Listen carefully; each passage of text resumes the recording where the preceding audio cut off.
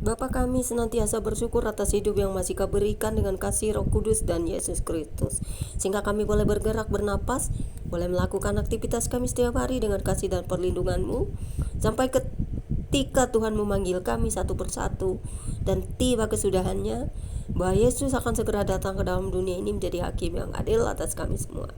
Kami percaya, kami orang-orang percaya akan dapat upah di setiap apa yang kami buat di dunia ini, setiap perbuatan kami. Karena setiap taburan pasti akan menuai apa yang ditabur, dan setiap perbuatan baik ada catatan di hadapan Tuhan dan kebenaran pasti dimerdekakan. Dan berkati semua orang yang percaya di seluruh muka bumi. Berkati orang-orang yang bekerja dengan jujur, bersih, dan tidak mencari keuntungan sendiri, tetapi semata-mata hanya untuk kepujian kemuliaan nama-Mu. Dan berkati kami semua anak-anak-Mu yang dengan jujur, dengan tulus hati memberitakan Injil tanpa mencari keuntungan pribadi atau mencari yang namanya mamon untuk hal-hal yang membuat manusia jatuh. Tetapi kami akan pergunakan uang, harta, atau talenta yang kami punya untuk melayani sesama, melakukan firman-Mu, berbuat kasih terhadap orang-orang terdekat kami. Paling tidak kami bisa selalu memberkati. Jadikan kami berkat untuk kami tetap memberkati. Jadikan dunia ini untuk jadi kepujian dan kemuliaan nama-Mu, sehingga nama-Mu semakin dikenal, agung dan mulia ke seluruh muka bumi. Berkati bangsa Israel, berkati semua bangsa di dunia, berkati bangsa Indonesia, berkati kami, dan biarlah damai sejahtera melingkupi bumi ini. Kami tahu hanya Tuhan yang bisa menghancurkan iblis dan memusnahkannya dari muka bumi. Sebab kami orang-orang yang Kau ciptakan sebagai manusia seharusnya hanya tunduk dan taat serta beribadah kepadamu. Kami mau bertobat setiap hari. Untuk itu, pakailah hidup kami untuk hidup dalam pertobatan dan juga melakukan firman-Mu. Sekalipun kami tahu tidak ada yang sempurna, dan kami tidak akan sempurna tanpa darah-Mu yang akan selalu menyucikan kami di setiap perbuatan kami, untuk jangan lagi berbuat dosa, melakukan hal-hal buruk, dan mau bertobat setiap saat. Tapi Tuhan, ada satu hal dalam hidup kami. Kami percaya bahwa kuasa-Mu nyata dalam hidup kami, dan Tuhan selalu melindungi menjaga kami. Dalam firman-Mu setiap hari kami baca, kami dapat belajar bahwa kami akan selalu taat setia beribadah kepada-Mu. Itu adalah menyenangkan hati-Mu dan hati kami sendiri di saat kami berada di kaki Tuhan, di hadirat-Mu yang kudus, untuk selalu bersyukur, memuji menyembah Engkau, dan ingin dipeluk Tuhan selamanya. Amin. Roh Kudus terangi hati dan jiwaku. Pada saat ini aku membaca Ayub 20 ayat 1 hingga dengan ayat 29 dengan parikop pendapat Zophar bahwa sesudah kemunculan sebentar orang pasti akan binasa. Yang demikian bunyinya. Maka Zophar orang Naamah menjawab, oleh sebab itulah pikiran-pikiranku mendorong aku menjawab, karena hatiku tidak sabar lagi. Kudengar teguran yang menghina aku, tetapi yang menjawab aku ialah akal budi yang tidak berpengertian. Belumkah engkau mengetahui semuanya itu sejak dahulu kala, sejak manusia ditempatkan di bumi, bahwa sorak-sorai orang fasik hanya sebentar saja, dan sukacita orang durakanya sekejap mata? Walaupun keangkuhannya sampai ke langit dan kepalanya mengenai awan, namun seperti tahinya ia akan binasa untuk selama-lamanya. Siapa yang pernah melihatnya bertanya, di mana dia? Bagaikan impian yang melayang hilang tak berbekas, lenyap bagaikan penglihatan waktu malam.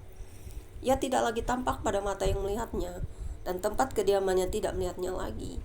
Anak-anaknya harus mencari belas kasihan orang miskin, dan tangannya sendiri harus mengembalikan kekayaannya.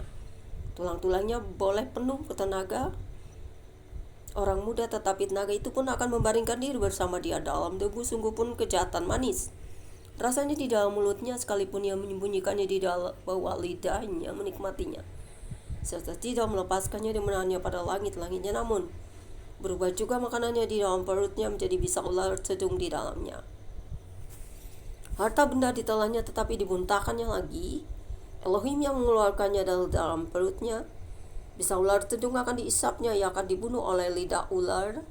Ia tidak boleh melihat batang-batang air dan sungai-sungai yang mengalirkan madu dan dadi. Ia harus mengembalikan apa yang diperolehnya dan tidak mengecapnya.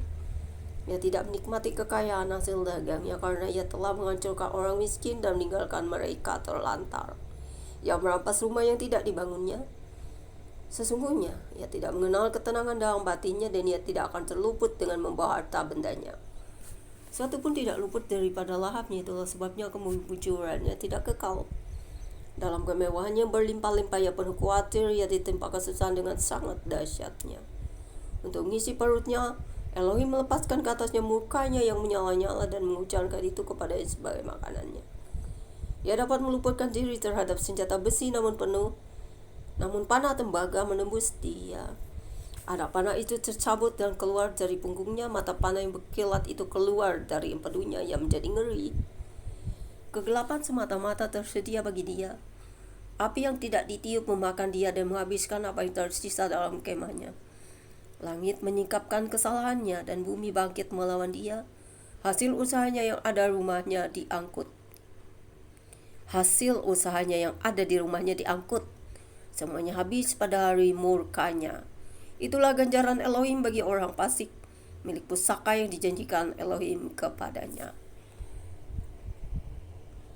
Teman-teman Ayub memang suka mengejek ya. Jadi kita sebagai manusia itu jangan mengejek orang sakit, ataupun membenci, ataupun banyak melakukan perkataan yang membuat dia hancur. Tetapi kita harus menguatkan orang-orang terdekat kita dan memberi dia selalu penghiburan, bukan untuk mengejek, apalagi mengatakan bahwa itu adalah perbuatan jahat.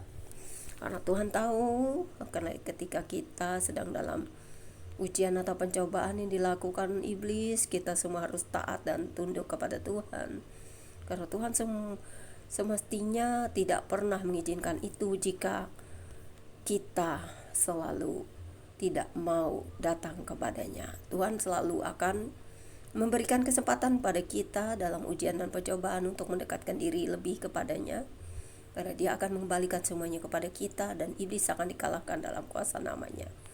Bapa di surga, terima kasih firman-Mu berkuasa atas hidup kami selamanya. Setiap hari kami belajar agar kami menjadi orang-orang yang berbahagia. Melihat orang sedih dan sakit kami menghibur, melihat orang dan sedih kami berdoa untuk mereka, bukan mengejek ataupun membuat mereka sakit hati, tetapi akan selalu menghibur dalam penghiburan, dalam doa juga, membawa mereka kepadamu karena Engkau Maha berkuasa atas hidup kami. Kami manusia butuh Engkau setiap saat Tuhan. Karena itu firman-Mu akan selalu membuka hati dan jiwa dan hidup kami untuk selalu berjalan dalam terang firman-Mu.